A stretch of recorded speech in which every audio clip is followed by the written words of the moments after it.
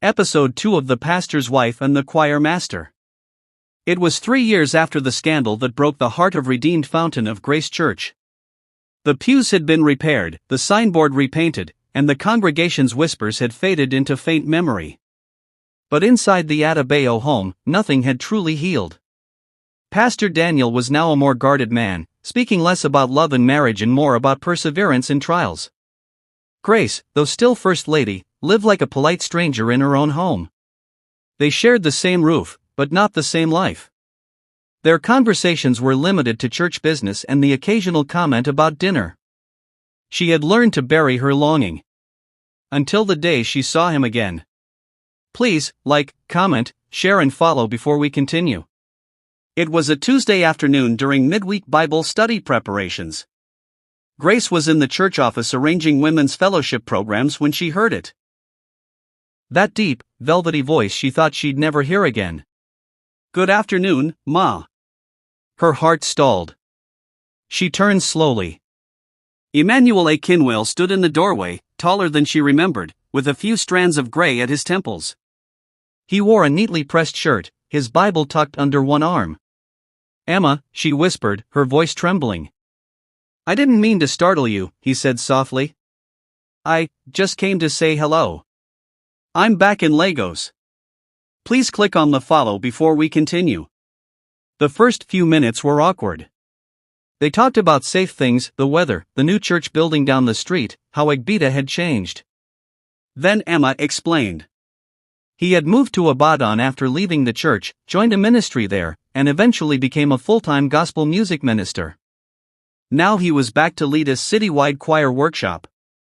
"I never forgot you," he admitted, his eyes locking with hers. "Not the good, not the bad." Grace swallowed hard.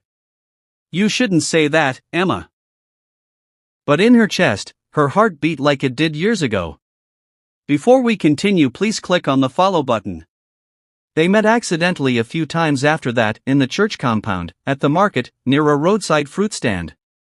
Each time, their conversations grew longer, their words heavier with unspoken history. One rainy evening, Emma waited outside her car after a women's fellowship meeting. "You don't have to drive home yet," he said. "Let's just talk. Like before." Grace hesitated, glancing around to be sure no one saw them. "We can't, not again." But she didn't drive away immediately.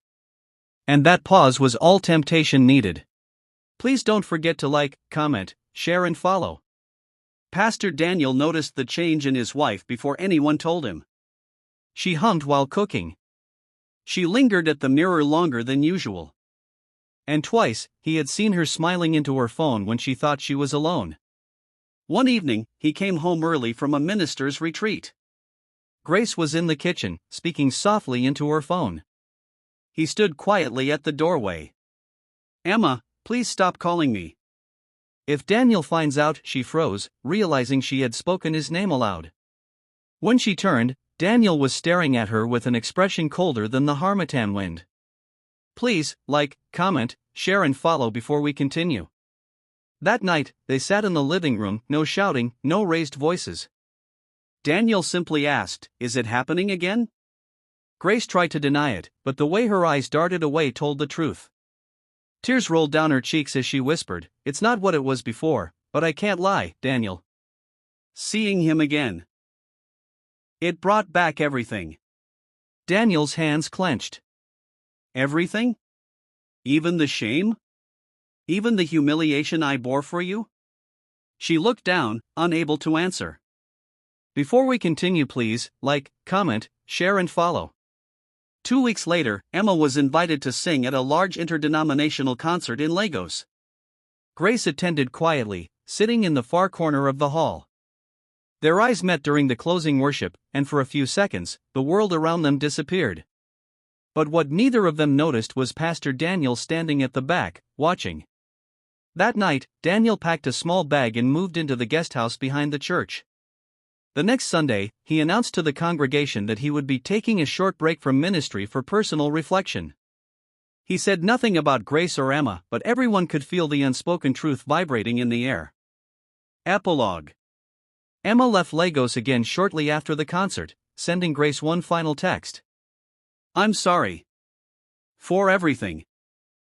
Grace never replied.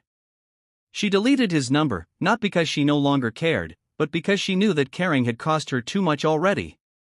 Pastor Daniel eventually returned to the pulpit, but he never referred to Grace as my wife in his sermons again, only our church mother.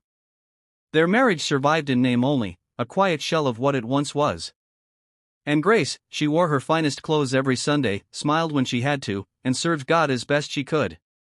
But deep down, she knew that one choice, one man, had altered the course of her life forever. Thank you for watching. Please, like, comment, share and follow me for more stories on the pastor's wife and choir master.